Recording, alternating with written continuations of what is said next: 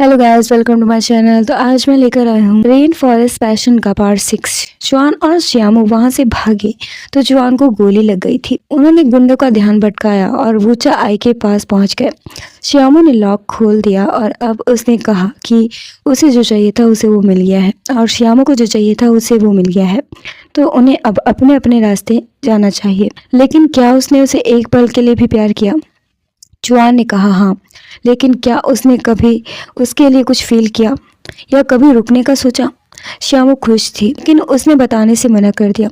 उसने कहा कि उसके आने से पहले सब कुछ बहुत बुरा था, लेकिन वो चाय को अकेला ना छोड़े।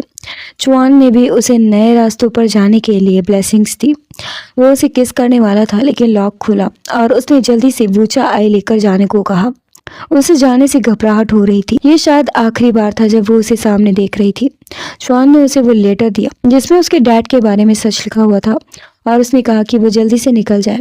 गुंडे आ ही गए थे, इसलिए श्यामू वहां से भाग गई। जॉन उनसे फाइट करने लगा और फाइट करते करते किसी ने उसके सर पर मार दिया और वो घायल हो गया। इधर श्यामू वहां से रोते हुए भागी और चाय ने उस पर गन तान दी। उसने पूछा कि उन लोगों ने उसे प्लान के बारे में बताया क्यों नहीं। श्यामू ने समझाने की कोशिश की कि वो निर्दोष है और वो उसे अपनी दोस्त भी मानती है, लेकिन चाय को ये बात ज़्यादा बुरी लग रही थी। भले ही उसके डैड बुरे इंसान थे, लेकिन उसकी एंगेजमेंट के दिन ही ये सब करना ज़रूरी था क्या? वो एक बेटी के तौर पर उन्हें क्या मुंह दिखाएगी? श्यामू ने कहा कि उसे मार दे, अगर उसे शांति मिले तो ऐसा ही करे। चाय ने हवा में शॉट किया और उससे कहा कि वो वहाँ से चली जाए। वो तुरंत वहां से भागी और उसे जेंग मिला। उसने जेंग से कहा कि वो चुआन को बताए कि उसने अनगिनत बार सोचा है। इतना बोलकर वो चली गई। ये तो चुआन सबसे फाइट कर रहा था और वो घायल भी हो गया था, लेकिन उसने सबको मार गिराया। जेंग जब आया तो उसने माफी मांगी कि वो लेट आया और साथ में उसने श्यामू की बात भी बताई। उसका सवाल ये था कि क्या उसने कभी रुकने का सोचा, क्या एक पल के लिए भी? और ये उसी का जवाब था कि उसने अनगिनत बार सोचा।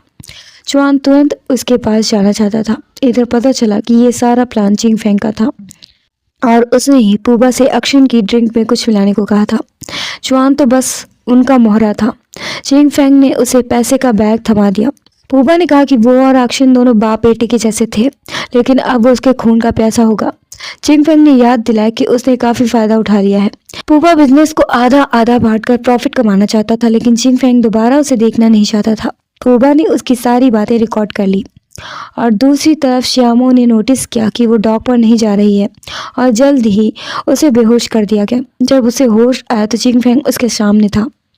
उसने पूछा कि वो वहाँ क्यों है, तो उसने कहा कि कुछ प्रॉब्लम आ गई है। श्यामू बस जाना चाहती थी। उसने कहा कि वो ऐसा मान लेगी जैसे कि वो कल नशे में था और उसने कुछ कहा ही नहीं, लेकिन चिंग फेंग ने बताया कि उसने ड्रिंक नहीं की थी। वो उसके साथ सच में रहना चाहता है। उसने बैग उठाया और पैसे निकालकर उसके ऊपर उछाल दिए। उसने कहा कि उसके पास बहुत सारे पैसे हैं, वो उसे बहुत अच्छी लाइफ देगा, उन्हें वहीं पर रुकना चाहिए।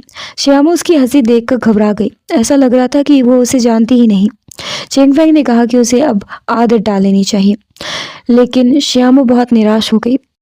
उनके पेरेंट्स के जाने के बाद वो इकलौता बचा था जो उसका फैमिली मेंबर था। चिंग फेंग ने कहा कि वो लंबे समय से सिबलिंग्स हैं, लेकिन धीरे धीरे वो सब समझ जाएगी और चला गया। ये स्टोरी थोड़ा अजीब सी हो रही है क्योंकि चाइनीज लोग सिर्फ सगे रिश्तों को ही मानते हैं। खैर, इसके बाद श्यामू ने देखा कि चाय के हाथ से खून निकल रहा है और उसके पास भाग कर गई। उसने कहा कि वो अपने आप को ऐसे हर्ट ना करे। चाय का दिल बहुत दुखी था और उसे दर्द महसूस ही नहीं हुआ।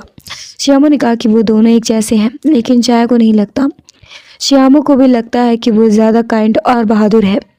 उसने कहा कि उसे बस चोट लगी है और कुछ नहीं। चाय ने उससे कहा कि उसे अपने बारे में सोचना चाहिए और चिंग फेंग वैसे भी उसे जाने नहीं देगा। उसने कुछ अरेंजमेंट्स किए थे, लेकिन जब वो निकली तो चिंग फेंग ने उसे पकड़ लिया।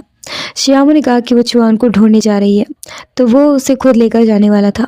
उसने बताया कि पिछली रात वो बहुत हर्ट हुआ था। वो शॉक्ड है कि वो अपनी लाइफ उसके लिए कितनी बार खतरे में डालेगा। इसके बाद श्यामू चुआन से मिली। चुआन को लगा कि वो उसके पास वापस आ गई है। उसने बताया कि उसने जेंग का मैसेज सुना, लेकिन श्यामू ने कह दिया कि वो उसके साथ नहीं रह पाएगी। फ्लैशबैक में दिखाया गया कि चिंग फेंग ने उसे धमकी दी थी कि वो चुआन को छोड़ दे, वरना वो जिंदा नहीं रह पाएगा। चुआन ने पूछा कि क्या वो उसके लिए नहीं रुकी। उसने कहा नहीं। उसने फ्यूचर के लिए उसे ब्लेसिंग्स दी और जाने लगी, लेकिन चुआन ने उसका हाथ पकड़ लिया। उसने कहा कि उसने उससे प्यार करके कभी भी रिग्रेट नहीं किया। इसके बाद भी वो चली गई। जब जॉन वहां से आगे बढ़ा तो चाय ने उसे थप्पड़ मार दिया क्योंकि वो नाराज थी। उसने जो किया था वो धोखा ही था। जॉन ने भी माफी मांगी। उसने खुश रहने का लालच जो किया, ये उसकी सजा है। अगर उसे ऐसी शांति ना मिले तो वो उसे हेट कर सकती है। चाय ने उसे पीछे से पकड़ लिया और कहा कि वो उसे हेट नहीं कर सकती, लेकिन जॉन उसे पसंद नहीं कर सकता। चाय ने भी फैसला किया कि अब से वो अपने लिए जिएगी, ना तो उसे हेट करेगी ना ही लव। इधर श्यामू वापस आई तो जिन फेंग ने उसे कहा कि वो खुद को टाइम दे और धीरे धीरे वो उसे भूल जाएगी, क्योंकि वो उसे कभी धोखा नहीं देगा। श्यामू के हिसाब से वो कोई मशीन नहीं है जिसे वो अपने हिसाब से चला सकता है। जब जिन फेंग ने उसका हाथ पकड़ा तो उसने देखा कि उसके हाथ में वो ब्रेसलेट था। जब जुआन ने उसका हाथ पकड़ा था तब वो ब्रेसलेट उसे पहना दिया था। अब वो तुरंत उसके लिए भाग कर गई, लेकिन वो उसे नहीं मिला। फिर उसने उसे ढूंढना शुरू किया और उसे याद आया कि जब भी वो उसका नाम पुकारती है वो हमेशा आया। और उसने जब उसे पुकारा तो जुआन ने सुन भी लिया और जल्द ही उसके सामने था। श्यामू ने बताया कि उसने झूठ बोला, लेकिन जुआन को खून की उल्टी हुई और वो बेहोश हो गया। और यहीं पर इस पार्ट को खत्म करते हैं गाइस। ये ड्रामा बहुत बड़ा है तो आप लोग प्लीज़ थोड़ा सा वेट करिए, मैं फुल वर्जन भी अपलोड कर दूंगी। तो thanks for watching guys, please like share comment and subscribe. तो मिलते हैं नेक्स्ट पार्ट में।